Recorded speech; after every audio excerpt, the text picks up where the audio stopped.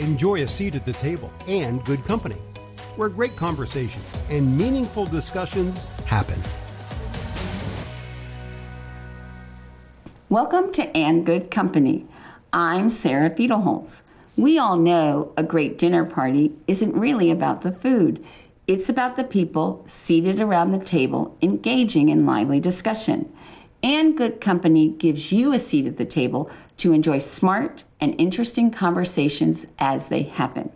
I am pleased to be in the company of Lisa Downs, who is the owner of Ellen's Bridal and Dress Boutique in Wabash. Welcome. Well, thank you, Sarah, and I thank you very much for the invitation to sit at your table. My pleasure. So the first thing that we have to clear up is your name is Lisa Downs. It is. But the store is Ellen's Bridal, and you did not, it wasn't a store you acquired. You actually developed and opened this store. So tell the story about why is the store named Ellen's?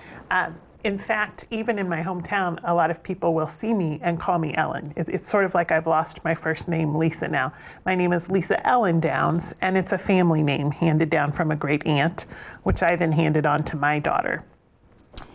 And so what I want to really start with talking to you about is starting the store, being a woman entrepreneur, and also looking to build a business that really is in some ways a niche business in Wabash. Because I think a lot of people in Fort Wayne think only Fort Wayne can be a vibrant and thriving retail space. So tell me a little bit about your background and how Ellen started and how you got into the wedding business. I think it really started even in elementary years. I've just always had a love for fashion and started my college career studying fashion. And but took a little sidetrack into the legal world for a while just because there's not a lot of fashion opportunities in Indiana. Where were you going to college? I was at Butler University. Okay. But if you really start looking at how our world is shrinking based on connectivity, you can have a fashion career anywhere. And it really developed when my daughter had tons of prom dresses hanging in her closet. And I thought, what are we going to do with all these dresses? And so the Ellen's Bridal began as a consignment shop 9 years ago. For prom dresses? For prom and bridal. Or also the bridal party dresses. Correct, correct. Like that movie, 27 Dresses. Right. Yeah. Who doesn't have 20 dresses in their closet? I don't, because I always said to all my friends, I will absolutely not take it personally if you do not want me to be a bridesmaid. It's perfectly fine. And that's actually a wonderful gift to give them, because that's a big decision for a bride. Yeah, it's like you're ranking your friends. Right. So it grew from that. We no longer are consignment. We are a full bridal boutique, only doing bridal now. Do you still do mother of the bride? Or no? We have never done that. We have a lovely shop just a few doors down called the Francis Shop. Okay. That is their specialty, and that is where I send every mother, grandmother. Got it.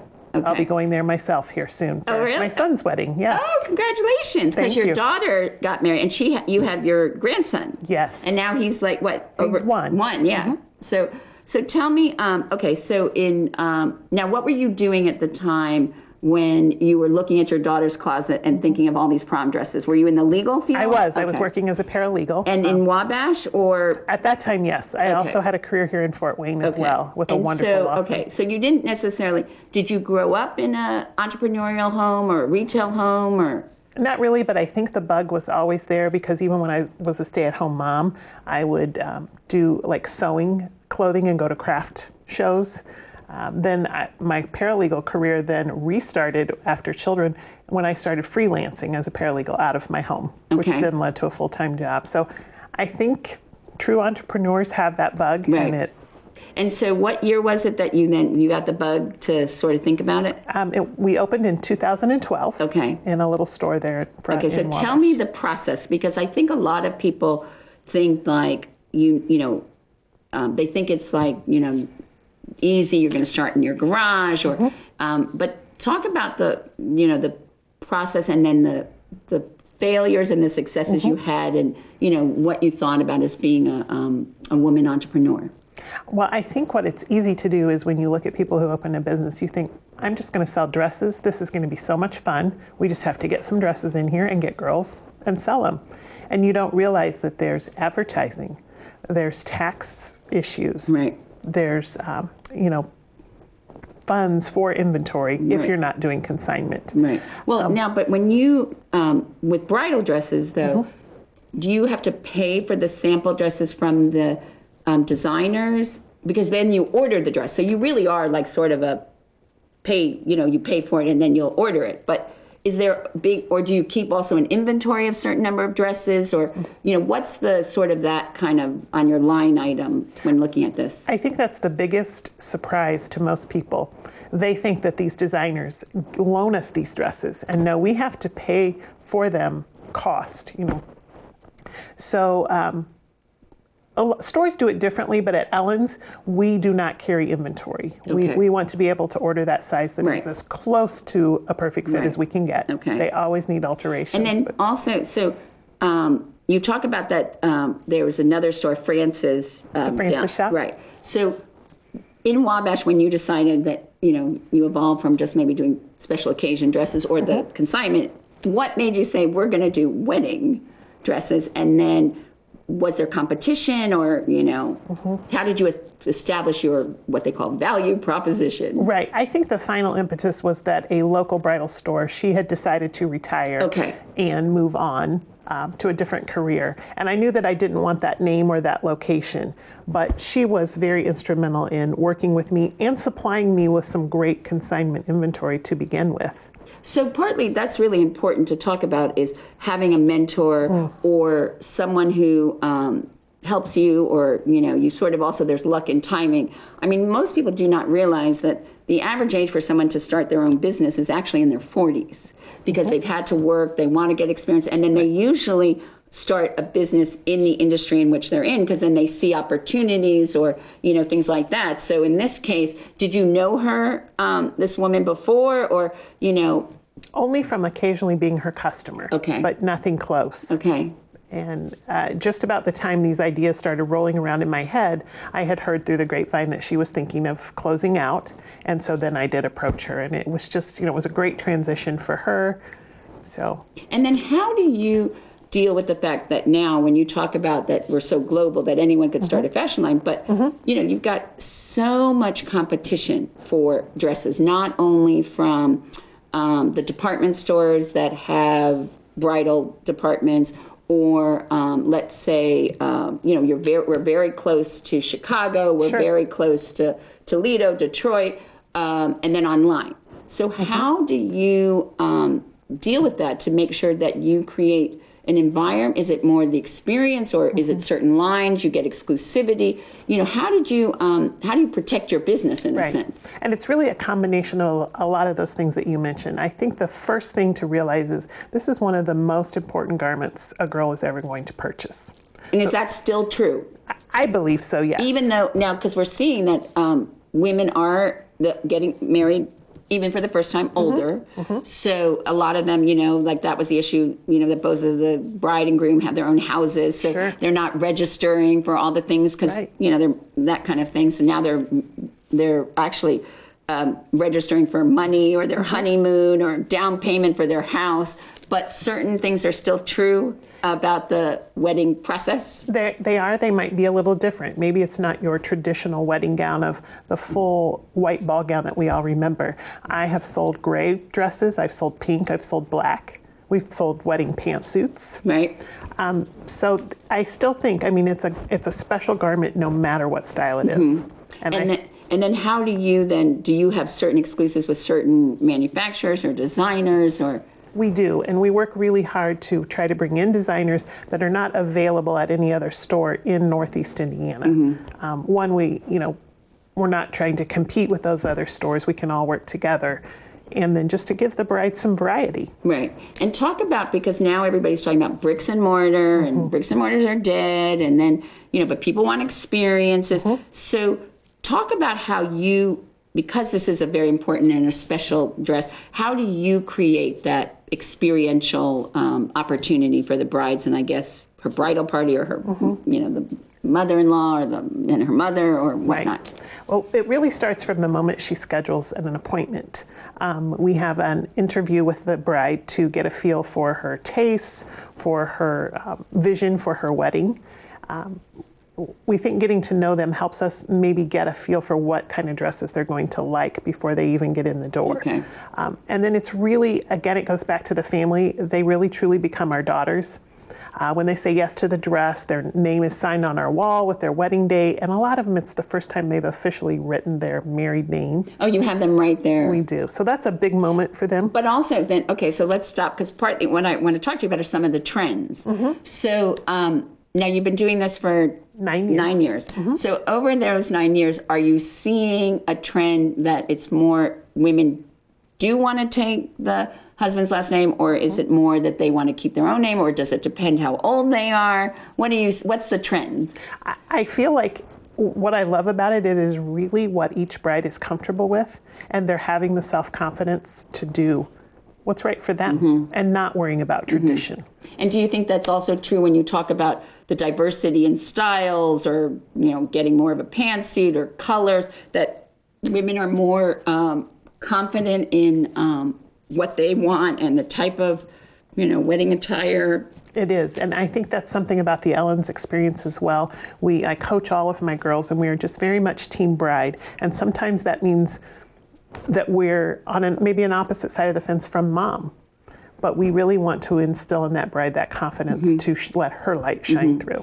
But I also think one of the important pieces of advice that brides should have is sometimes they may have a vision of what they think their bridal dress should look like, but sometimes you have to go with what you think, because you might look at them and say, this type of dress, I understand, but maybe you should try this because of your silhouette, or maybe because certain body types and things. And you sort of have to trust, because also, we were talking about this before we started, the issue of, when I looked for a wedding dress, I didn't find it this really exciting thing. I thought it was very awkward, because it was seeing myself in a type of dress that I never wear. I mean, unless you really are someone who's been a debutante, or you go to these nice galas, but after the pandemic, nobody's going to be dressing up fancy anymore. Right. So really, this is that one time. It's very hard to see yourself dressed like that. So how do you sort of navigate those kinds of issues and perceptions? I think what brings me the most joy in my job is a situation like that, because they don't allow themselves to feel beautiful. They maybe don't feel worthy. We all self-doubt. I don't care how, what shape you're in or anything, you always self-doubt. And to be able to say to her, you deserve this, you look beautiful, how do you feel? And to give her the voice to bring that out. And so you really do, so it probably really plays out, this self-doubt, or the body shaming, or the comparison to other women. So, I mean, is it getting better, or is it worse, or is it just universal, still always an issue for women? I think it will always be an issue of our own self-doubt, but I do think it's getting better. I think women are learning to support each other more, and I think it's getting better. We've also gone so far as to recently put walls up to make our dressing rooms even a little more private, to prevent that comparison. This is about you and only you.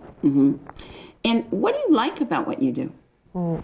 I think I just briefly touched on that, but just knowing that you are playing a very small part in such a very special time in a girl's and a family's life. This is going to be a lifetime memory for all of them. And to be able to bring their vision to fruition. And so let's talk about, because obviously with the pandemic, and obviously with the canceling of lots of weddings and large gatherings, and you really are an example of a true small business, women-owned, and talk about what this past year and how you dealt with it, or, sort of ways that you pivoted and things that you've done to sort of, fill in the gaps, or just hold your breath, talk about that. I can vividly remember, the first 24 hours when it became apparent that we were going to shut down, and this was really serious, just this fear. But something inside just said, you've got to buckle down. It's time for change. You fight for every grant, every loan you can get. It was a great time for self-reflection and reflection on the business. I learned how to Zoom. I learned how to do virtual appointments. We did dresses in a box that we shipped to the bride's home to try on. She would do a virtual appointment, select 5 dresses, ship them back. And we sold many dresses that way. And that would be really hard because sample sizes, because a lot of times either you can't zip it up the back or you got to use those clamps or, you know, you sort of get like, okay, it's sort of going to look like that, but not really. I mean, that must have been really hard. How did you come up with those ideas? Like the, you know, dresses in a box or, you know, that kind of thing? Well, we knew that life needed to continue on even though it was on pause. And again, such a special time in a girl's life. It still needed to be celebrated, although it needed to look a little different. And we thought, well, we can't get together. We can be virtual. Now, how can we get the product in her hands? And truthfully, the time that you have to order your dress is what? It's still like 9 months to a year, right? We say 6 to 8 months. Okay, so so you still would be ordering your dress, not the brides that the weddings were, but if you were just getting engaged and starting the process. So you would start ordering from this. But what happened when all these brides called and said, well, my wedding's canceled, you know, and you've got their dress, you know, and you paid for it, and they're saying, well, I'm not going to use it. Or, so what did you do? I will say I'm very thankful that did not occur. Yes, they got postponed. But luckily, it gave a lot of these girls 2 occasions to wear. I have several brides who went ahead and had a very small ceremony or very private ceremony on the true wedding date. Now on the 1-year anniversary, there's a big party. Oh, so that's the trend now. So now the trend is... A lot of that, yes. Yeah. Well, I always said, I subsequently did not get married, but I always said what I wanted was, I never wanted like a sit-down dinner or, because I just wanted a huge cocktail party. With lots of music and lots of places to sit, because I don't like cocktail parties where there's not enough places to sit, but just a great cocktail party, like celebration. I think that would be, you know, much more fun for me and the guests. So you're seeing, okay, so they're using their 1-year anniversary to sort of have the party. Are you seeing that there have been any other, you know, because obviously the joke is, you know, that all of us were living in sweats and, you know, our athleisure. And nobody is, you know, dressing, go back to work or anything like that. So are you seeing then also trends in like, are dresses still, you know, very blinged out and very, you know, big, and or are we seeing more like the pared down? I also think that that in Northeast Indiana, some of the trends like that are trends here, certain things that are happening, you know, in major cities or what you see from designers are not translating. So how has that shifted? I would say things have maybe gotten a little bit simpler, but again, it's still, they still want that dress or that pantsuit. Oh, are pantsuits really that big now? They really are taking off. And the really neat thing is, so for the ceremony, you could have a pantsuit with a skirt over it. Okay, that's like a, what are they? It's like a, not a bustle, but you sort of, it's like what they wore in the 60s over their hot pants, and then they would take that off. So, well, I actually wore a tuxedo for my sister's wedding. I was, you know, and I actually wore a jacket, and then the pants were made of organza. And then the big comment of everybody was, well, you could really wear that again. And I did. So, I mean, you know, I think you can interpret it, because when I tried on these bridesmaids dresses, I am just like, this is just not who I see myself. So, but also, I think also in Fort Wayne or Northeast Indiana, there is still certain wanting, like, you know, different kinds of silhouettes or more of the bling. Like, because, you know, I loved Meghan Markle's, you know, dress with the architecture, and it was a very simple column silhouette. And a lot of people said that would never, there'd be a very small amount of people here in Northeast Indiana that either that would speak to them or they would have that type of wedding where you would wear that kind of dress. So, so what are some of the things that you see that are more what the brides here are looking for? Are trending towards. We still see them wanting lace, but maybe not as much bling. Not as full of a gown, but maybe a little bit more of an A-line. They're wanting comfort. They want to be comfortable on that day. And it's important. It's a long day. And you want to be able to move. You want to be able to dance. Like some of those where you have it, like the attached sleeve. You know, it's like a sweetheart, but then it sort of attaches, and you got it. You can't raise your arms and stuff. But the great thing designers have done with that is those are now detachable. So pop those off for the reception. So like that would really be if you needed to be covered, sort of like how Kate Middleton, she added just those, she kept them on, but for the ceremony. But now you could, well, then also now are still people wanting long trains, or no, is that? I think overall, yes. Yeah. Trains have gotten very dramatic in the recent few years, and that there's a lot of beauty in that train. But again, they'll make that train detachable.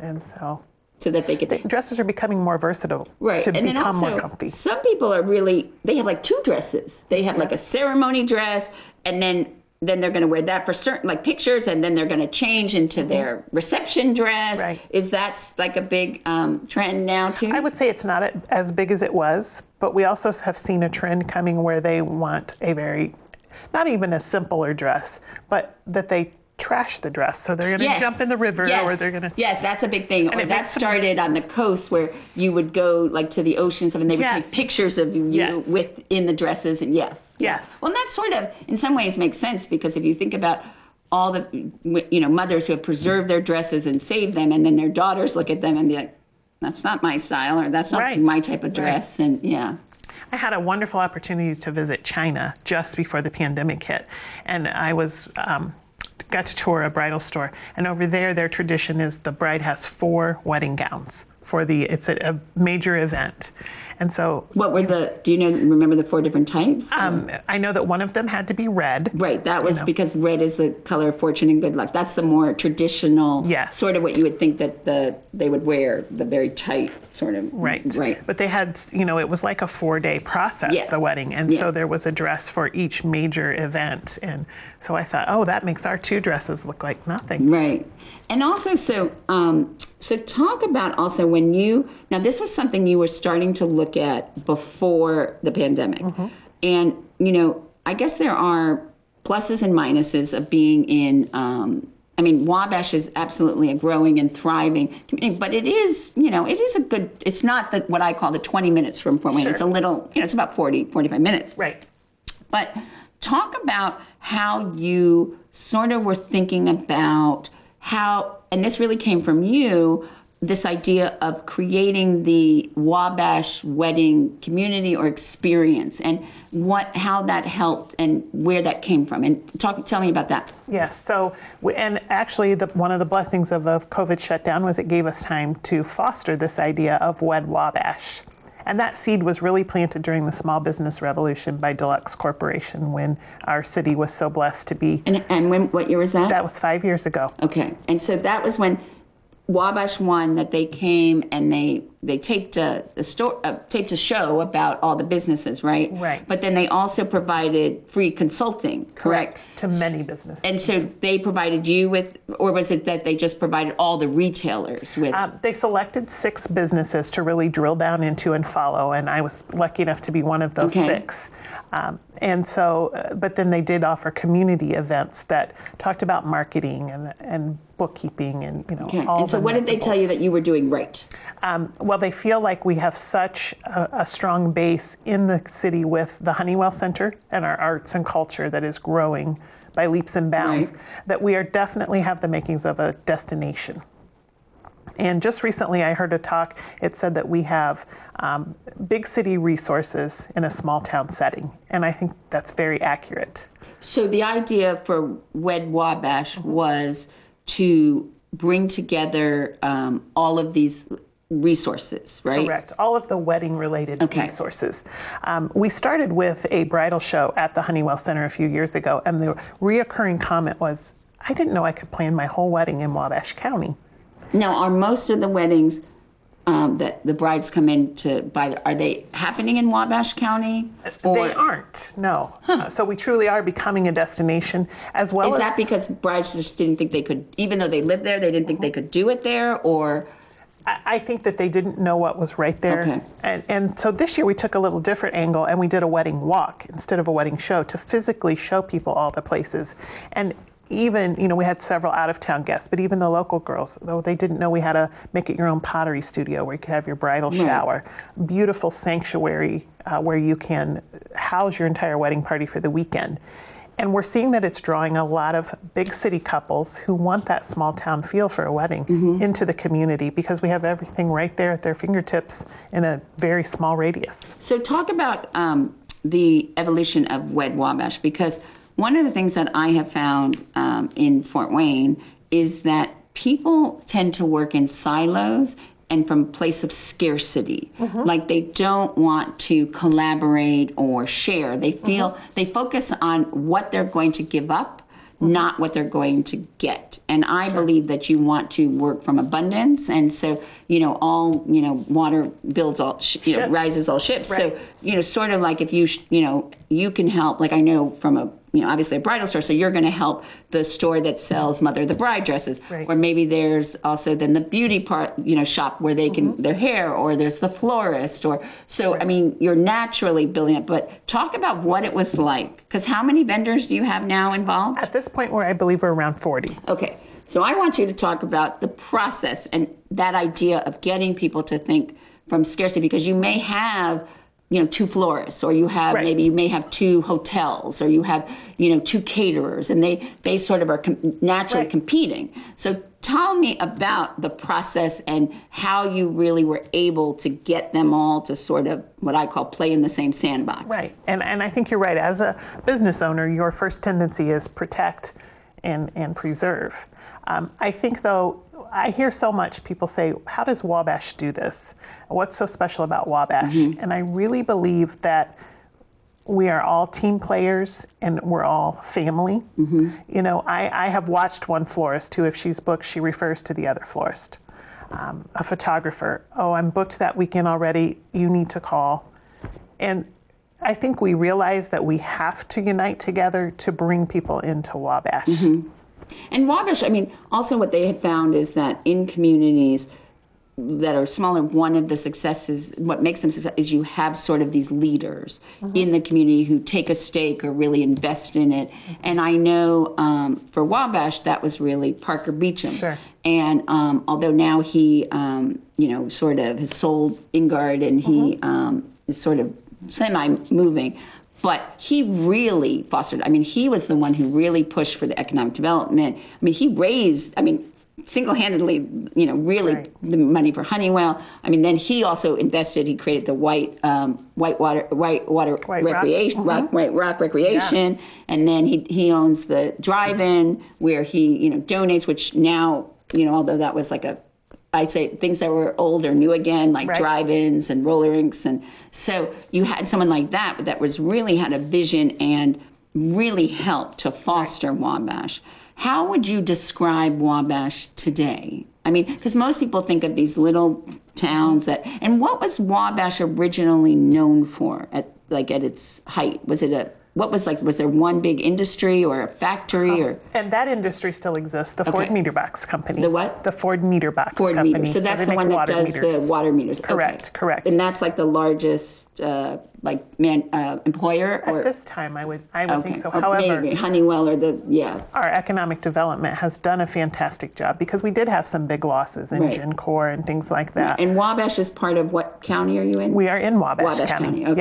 Yeah. Keeps it simple that way. Yes. Okay. So, so what? And then, so when you were start opening your business 9 years ago, that was really when the focus started focusing on bringing Main Streets back and bringing this community. So, what have you seen? What is, because like when you look at Main Street in Roanoke, you can't believe, and that really started 25 years ago with a vision from Pete Eshelman, because, and again, he moved he needed a place for his insurance business, and then he needed a place for people, his clients to come in when they came to meet with him to eat. So so Joseph DeQuist really started as a private dining room. So tell me about how you saw what it was like, when you first, decided, okay, we're going to, look at Main Street, and you're sort of looking and seeing maybe not as many businesses, and then what has happened over time. Well, I think you make a good point. It's somewhat of a ripple effect, and it takes those few strong leaders making that investment. We were blessed with Richard Ford. Richard Ford was the guy who started Ford Meters. In his family, yes. And he had that vision for Charlie Creek Inn. and invested heavily in that. And just so, I don't know if people know about Charlie Creek Inn. So it's a beautiful boutique hotel in downtown And we Wabash. just got a boutique hotel here. You did. The Bradley, I'm so excited to check that out. Yeah, Yes. and they're doing phenomenal for weddings and stuff. And then we also got a new high-end wedding and special venue down the street because Emprian moved and they redid a building, and so they have this huge space now. So, and then you've got, it's really popping up. It is. So you had the boutique hotel, and I think that built a foundation, and then it spilled across the street to the Eagles Theater, and the Eagles Theater is part of the Honeywell Foundation family, and they took an old historic movie theater, 4 or 5 floors now. Top floor is a ballroom for many weddings. So, and it's just, you see your neighbor doing good, you see your neighbor improving their building, and you think, I think I'll get on this bandwagon, and it's just snowballed. And we just had a wonderful community meeting 2 nights ago about, where are we going next and what are the ideas? And there were people there from their 20s to their 70s sharing ideas. And I think it's just about everybody coming And where together. does Wabash seeing itself? Where's it going? We're only getting bigger and better. So. And so is it more, because one of the things I know that when I talked to Parker, one of the things that, one of the focuses for Wabash was, although it is a little further to Fort Wayne, but there are communities in between, that you could actually live in Wabash and work somewhere else, so that you could have that kind of dreamy, quiet little community. And then, so that was one of the things that they were looking to do. Correct. Are you seeing that because people also in the last year with staycations, or they're not going as far, but they want to take a little trip? I mean, that's sort of what Joseph DeQuee created in Roanoke, because they have the inn, and you can, they have the restaurant, and then you can come see the farm, and then there's all the shops, and now they even have Trouble Brewing opened a tap room there. So are you seeing that also, as like you said, so there's more of an interest to people to have their weddings, because part of it is, what always amazes me is that people just don't know, and you talk about marketing and stuff, like people don't know that there's, that you're there, and that you offer really, unique and different and a really high-end wedding experience, which fortunately or unfortunately, lots of women see the show, yes to the dress, we're the family, and then they have the champagne, and then they, We do that all at Ellen's as well. So it's like, because they want that experience, right? It's a celebration. So what do you see in terms of Wabash? What's happening there? Is it people coming just for like a nice long weekend, or? I think it is. I think our Visitors Bureau, Visit Wabash County, does a great job of putting together packages for people, and as well as getting that campaign out there that we are a destination worth traveling to. And so what has been, so you really, Wed Wabash, you launched just about a year ago. About a year ago. And so what was some of the learning curve, or and how do you had a vision? Because I remember, truth be told, you and I've talked about it. Absolutely. You had a vision, and then we sort of talked about it, and then how that could evolve. And so talk about that process, because a lot of people hold on to an idea or what they have in mind, just like the idea of the type of dress. They have a sight unseen, and they have blinders on, and they're not willing to sort of maybe consider this or that. So talk about that experience in terms of your own growth, and again, wrangling all these 40 vendors, which I can't imagine. Sure. And if I could just touch on something that you've said a couple of times first about how they have these brides come in with this vision. I'm going to tell you 9 times out of 10, they never buy what they say they come in the door for. Right. And that's something I think they need to be aware of, because they have to process through that shock factor that I'm not getting a princess ball gown. I look fabulous in this fitted. Right. Well, it's the same thing. Like, you do say to them that you should look through bridal magazines to see what you like. Right. But then you want to interpret. It's the same thing when you go to the hairdresser and you would bring them a picture of a hairstyle, and the hairdresser would say, yeah, that's beautiful, but your hair won't do that because you have fine hair, or you have coarse hair, or so you have to sort of, there's the fantasy, which we all want, and then there's the reality. Right. So you have to sort of, but you really do, and you have to, that's the one thing I always say, because even with, when I've done fashion shoots or, worked with women when I worked in retail, is sort of saying to them, just try this on. Yeah. because I can see something in your body that you may not or understand, and know that, an on-pure waist is better, because if you're short-waisted, or, you want accent, or if you need, a little bit more bottom heavy, you may want more of an A-line. You definitely don't want like a trumpet or a mermaid, And so because again, we all look at our bodies in the very negative. Right. And so you're sort of looking at it, there's that song, accentuate the positive. Absolutely. Yeah. Absolutely. So, and for Wed Wabash, as far as bringing vendors online, it really just launched in January. So we started about a year ago, really putting the pieces and the wheels together. And I think at first it was surprising to the vendors, because they were like, you mean you want to help us grow our business? And it was part of an education process to show, if we all come together, our little marketing dollars that we have as small businesses comes together to a big pool, which can push even further. And it's allowed us to hire a national marketer to do our Facebook campaigns and Instagram and Google ad campaigns. So it was just seeing. But was it hard to build that consensus? Because again, everybody was also, it's very hard when you have your own business and you're looking at, okay, well, I've got to get so many brides, and, I've got to focus on my flowers and, what I get, for my weddings and all that. And then I've got to promote my business. How do you, because I just find this is very difficult here, getting people away from the scarcity and working in their silos to this idea of abundance, and don't think about what you give up, but what you get. Right. So what was that process, and how did you learn to really bring people together who had different agendas and goals? And I think part of it is keeping it simple, because they are all business owners who are working 70 hours a week, already. So do they have time to jump on and promote Wed Wabash stuff? So we really try to make it as easy for them as we can. I have a wonderful girl on staff, Morgan Miller. She's really helped bring this entire Wed Wabash to fruition, and she'll write their blog posts for them.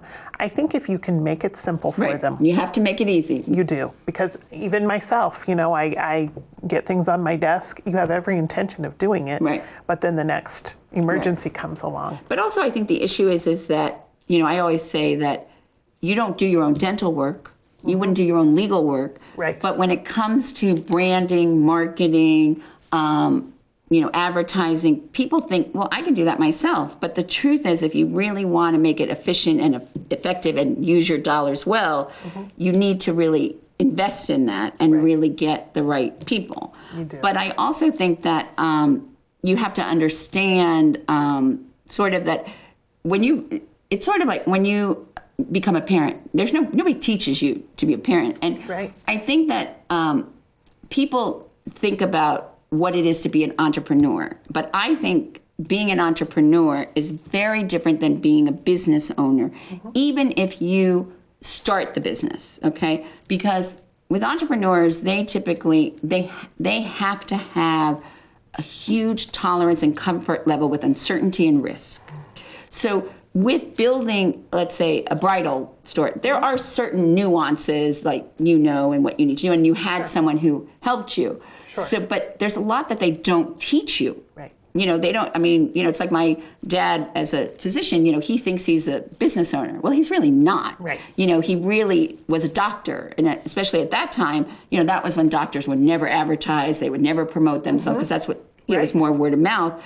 But it's funny because you have to, you can take classes to learn some entrepreneurial things, or, how to create a P&L and stuff like that. But I believe that certain things that, in order to be an entrepreneur, they're just in you. It's that, like I said, it's really that comfort with risk. But as a business owner, it's a different set of, because you could purchase an existing business, or you could, do a franchise. So I think we do a disservice to understanding. So where do you see yourself? Do you see yourself as more of an entrepreneur? Do you see yourself more as a business owner? And with Wed Wabash, have you seen opportunities for you to give back or help other businesses or young, women? Sure. So I think you make a very excellent point about this distinction between the entrepreneur and the businesswoman. And I thought I was a businesswoman, but I'm an entrepreneur. Okay, so what's the difference to you? Well, I'm learning that I have to put people on my team who can be the business people. I could run in tomorrow with 5 ideas and be so excited, let's go with them. And you get too scattered and nothing gets done. You've got to have those people who will put together the budget, put together the social media pieces, and remind you that. And also, I think, like, you have to just figure out, what are you really good at? And probably for you, it's probably you are really good at selling those dresses and building those relationships. Right. So the last place you want to be is in the back office, handling those issues, because the fact of the matter is selling the dresses is where you make your money. And so a lot of times, business owners, they don't really look at, also they don't look at where most of their money, what's selling the most, and then really who's doing that, and then what they do. Right. Because, and sometimes I feel like they delegate some of the most important things of their business to others, but really no one can sell it like you can. Sure. And, because that's building the relationship, and you understand the brides. And so was that hard for you? Because, a lot of us are type A personalities. Hard to let go of control. Yes. And what was that like? I think what finally opened my eyes is I was starting to lose some joy in my business. And I thought, why is it? Well, it's because I'm trying to pigeonhole myself down into being a bookkeeper, or down, I'm like, you hire a bookkeeper, Yes. or you get someone who can enter it on QuickBooks for you. Exactly. And when I started realizing I can't do it all, and I don't have to do it all, and you can trust others to do it just fine. I'm blessed with a wonderful team right now. My daughter and Ann Burke and Morgan Miller have come back, and so you've just got to let go a little. Right. And So talk about what is your management style? And also, because in retail, maybe it's different because maybe they get commission. I don't know how that works. But talk about your management style and how you build a team that will stay with you. Obviously your daughter, because now you're really looking at, just like you said, Ellen is a family name. Correct. Is her middle name Ellen? It absolutely is. Okay. Sierra Ellen Short. Yeah. So she's probably thinking, the next generation, because the truth is there's always going to be weddings and it's like, what are the other things? Death and taxes. Right. So that's a natural, because then she's got a stake in it. But talk about your management style and how you build a team, especially in industries which is known for very, very high turnover. Sure. So, and again, I think it's a learning process. You don't come in as an entrepreneur or business person knowing that.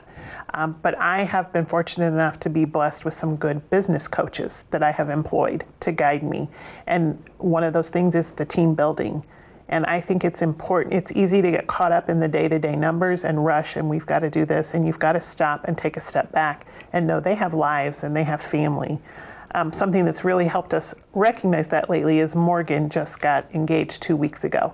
So to have our own employee going through the same process our target customer is going through is wonderful. Well, I hope you're using that for social media and having her, write a first-person blog about the whole experience. Right. And yeah, because that's good marketing. Well, it is, and just a joy, and it has brought the spark back for all of us. Talk about this idea of business coaches. What do you mean?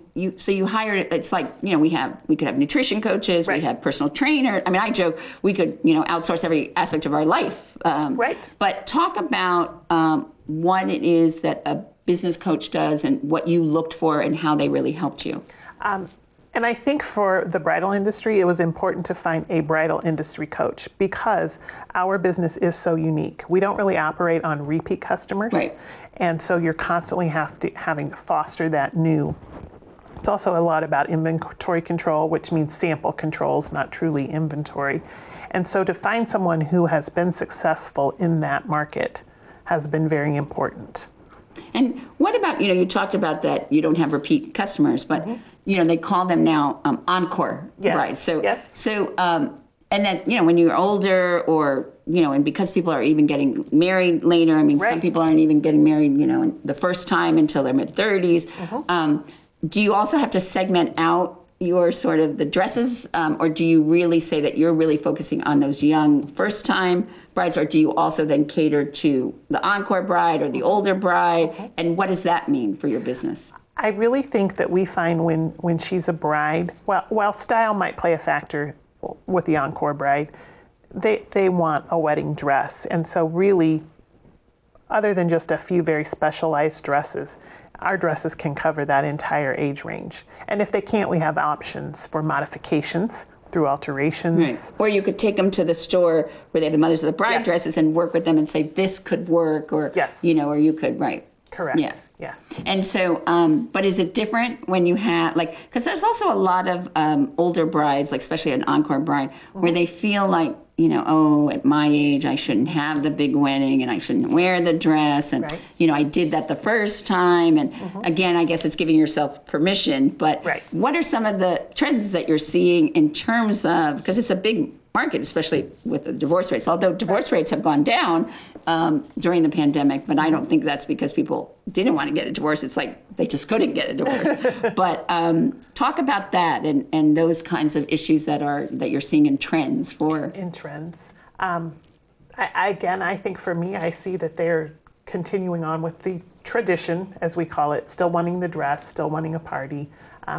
Sometimes you do have the bride who said, well, it's my second time. And we just try to tell them, but it's love. It's new love. It's always love. And celebrate. This is a celebration.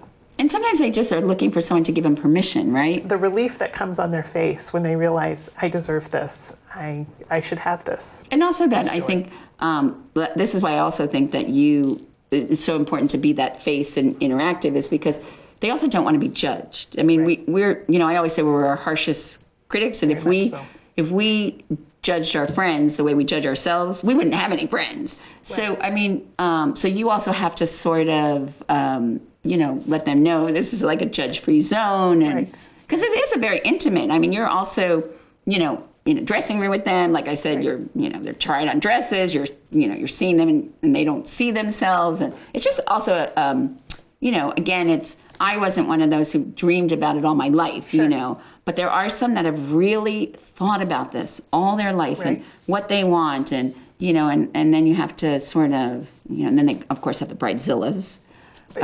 Some, but we're pretty blessed. I really like that girl, though, too, who hasn't dreamed about it all of her life, because to, again, give her permission to celebrate, to feel beautiful, to really focus on a garment when she hasn't done that before, and to let her do it in a relaxed and fun environment where she's secure. Right. I also think my brother-in-law, my sister, and when they were getting married, so this was 26 years ago, he only allowed her to have 3 bridal magazines in the house at any one time. So you also limit, because I think also if you constantly are doing, Pinterest and you're looking at magazines and you're doing tear sheets and, I think that's also, there's information overload, and then you watch Yes with the Dress, and then you watch, I don't know, they have these crazy other shows where other brides go to other weddings and then they rate whose wedding was better. And I mean, so how do you suggest that, I think that's one of the bad things about, technology and stuff. So if you had to give, what are your 3 gems of advice that you give to any bride who comes into the store, even in general, not just about a dress, but about? I think 3 tips I would give a bride who's just gotten engaged and needs to start looking for a wedding dress is, number 1, do not overshop. When you find the dress, it's your dress. Say yes to the dress. Yes, and if that's at the first shop or the third shop, it's okay. You're really only going to confuse yourself the more information you put in there. Okay. I would keep an open mind, because again, what you think from your Pinterest pictures and all of that you're going to absolutely fall in love, most of the time is not what you feel comfortable and you feel like a bride in. And then the third thing I would say is to keep your shopping party, as small as you can. The more people you bring, the more opinions you're going to hear. And this is really about you and you feeling like a bride and you feeling beautiful. And, I also say sometimes that I feel like brides or couples, they spend more time focusing on the wedding than the marriage. So in your interactions, I mean, obviously you don't necessarily see the grooms, but you see the brides or interactions with their mothers and stuff. What are some of those overall life lessons that you wish, that you could impart, or from what you see, if you could also then give them 3 pieces of advice for, not only having a wonderful and wonderful wedding, but also a happy marriage. And I think what I would love to tell each of them, and we do, each bride that comes in, is remember the ultimate goal for your wedding day is you're marrying your best friend. And as long as that takes place, everything else is just frosting on the cake. So go with the punches if there's a little blip or something. If someone trips, if a dress rips, it will be okay. I think also we received this advice when we were planning my daughter's wedding from the Honeywell Foundation. Choose maybe 3 things that are important to you about that day, the wedding. Maybe it's the photographer. Maybe it's a great meal. Maybe it's the dress. And music. Yes. And really put your budget there and focus on that. And then again, just let the other pieces fall into place as they may. And then, because, I figure you're a world of advice. So being a successful woman entrepreneur, what are some of the pieces of advice you would give, when you're in that role of the coach or mentor, or for women who are thinking about, because also some people are thinking, they say don't open a brick and mortar store and nobody's going to open it, or, everything's online. So what are those give me the 3 things that you wish you knew that you want to share, and then 3 pieces of advice for people who are thinking about this. I think 3 things I wish I had known was more how to project and do a business plan. So you knew what you need to be bringing in to be sustainable. That's something right. They call that the minimum viable sustainability. Yes, that's something we have stumbled into along the way and figured out, and from the beginning would have been good. Don't let people. No is not a final answer, and it's not a stopping point. It just means you need to try another avenue. So keep trying. Okay. And just dream big. You're always going to have doubters. Right. Why would you open a bridal store in Wabash, Indiana? But if you believe in it in your heart and you feel in it, give it a shot. Okay. And what would be the 3 pieces of advice that you would give to women who are thinking about, either they're stay-at-home moms, they don't like their career, or what would be the 3 pieces of advice you would give them about starting a business or being an entrepreneur? I think it would be that it's okay to work and be a mother, but do find the right balance. And that's something that the pandemic taught me. I was a little more heavy in the work balance than the life and family balance. And your son, they're older. They're grown. So but you were probably thinking about that in terms of your grandson, right? Yes, and just time with my husband and just time for myself.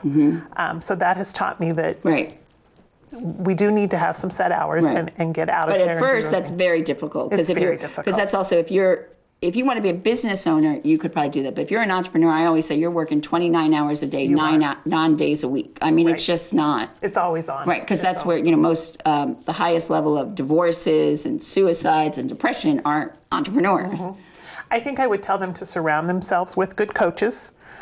And to seek out maybe another female that you admire in the business world. Maybe it doesn't have to be in your same industry, because you can learn a lot of things from other industries that you can bring into your industry. And get a monthly luncheon on the calendar and just talk through those silly little questions you think you shouldn't ask. Ask them, because everyone has them. And do you like to read, I like to read a lot of books about how people started their businesses, or about, what made Zappos, and because you can pull away certain elements and things like that. You absolutely can. And probably one of the best focus group or mastermind groups I was a part of, I was the only bridal store owner. And you picked up ideas from other industries to pull into yours. But yes, I always go on vacation and say I'm going to read a nothing book, and there's a business book in my hand. And so also talk about the idea of working with your daughter and sort of the, because you're sort of the old guard and the new guard, and some of the new things she wants to do. And then also, what's that like, and how do you sort of balance that? Because, I would say that there's, we're the first generation that we hit middle age when our mothers are still living. So there's the whole challenge, though, of also not, as she's an adult, now a mother herself, is, yes, you're always her mother, but you can't mother her. And now you're in business together. So talk about that a little bit. We've had a lot of just personal heart-to-heart questions that you have to keep it mother-daughter and keep it coworkers. So we try to start each conversation determining which roles we're in for that. But, it is nice because there's been several things that she has pushed me to change in the store. And I didn't think I was set in my ways, but you can be. And so it's wonderful to have that youthful idea. And you know what? She turns out to be right. What was one of the things she had you change? Our checkout counter, or our cash It was wrap. Usually it was a little table, It right? was. But we have now built a formal wooden, very nice looking entry. And what was her rationale for wanting that? It just looked more professional. It kept the clutter hidden. In more defined space. Yes. Yes. And so what was that process like? Was it more like a negotiation, or was it, you know, No, she was very professional and very tactful, and just every so often would mention it. And then I think she recruited some other staff members. So that's another thing. Build an alliance, build a team, an alliance, build yes. supporters. Yes. Yeah. But I think also yourself, you need to realize that you need to open up and listen to the younger ones, Right. because who is my target market? Right. And so what do you hope, you know, obviously now we're slowly coming out of the pandemic. You're seeing that weddings and picking up, and, you know, people are always going to get married. So what do you see as the future, and what are some of the things you're thinking about now? I'm really excited again about this Wed Wabash concept, because I think it's going to take us all pulling together to show what a wonderful destination Wabash, Indiana is. Not just for a wedding, you know, for concerts, for dining, for arts, that kind of thing. I'm super excited about what that can lead to. I think for weddings, I think people are going to value them more now. We had that pleasure of gathering taken away from us for a while, and so now to be able to gather back together, I think we're going to have more joy, and it's going to mean a lot more to us. Good. Well, at the end of each And Good Company program, I ask guests the same 12 questions that French novelist Marcel Proust popularized from a Victorian parlor game. Okay. What is your favorite word? Determination. What is your least favorite word? No. What turns you on creatively, spiritually, or emotionally? Time in the sun lets me create and reflect. What turns you off creatively, spiritually, or emotionally? Too much to do. What sound or noise do you love? Waterfalls. What sound or noise do you hate? Nails on a chalkboard. What profession other than your own would you like to attempt? I would love to return to the legal field as well. Really? I do miss that, yes. What profession would you not like to do? I don't think I would enjoy medical field. What do you consider your greatest achievement? I think just being a good person, giving back to my community. Who, living or dead, would you most like to have a conversation with? I think I would love to have a conversation with Princess Diana. How would, well, obviously she had a very elaborate wedding dress. So. Which I have seen in person. Oh, oh, right, yeah. Yes, yes. How would you like to die? In my sleep. If heaven exists, what would you like to hear God say when you arrive at the pearly gates? Welcome home. Well, thank you for sharing your story and some advice, and really giving some insight into Thank you. a very positive time in women's lives. Yes. And so I appreciate it. Well, thank you for the opportunity. No, thank you. And you can learn more about And Good Company and all the other great conversations we have had at andgoodcompany.info.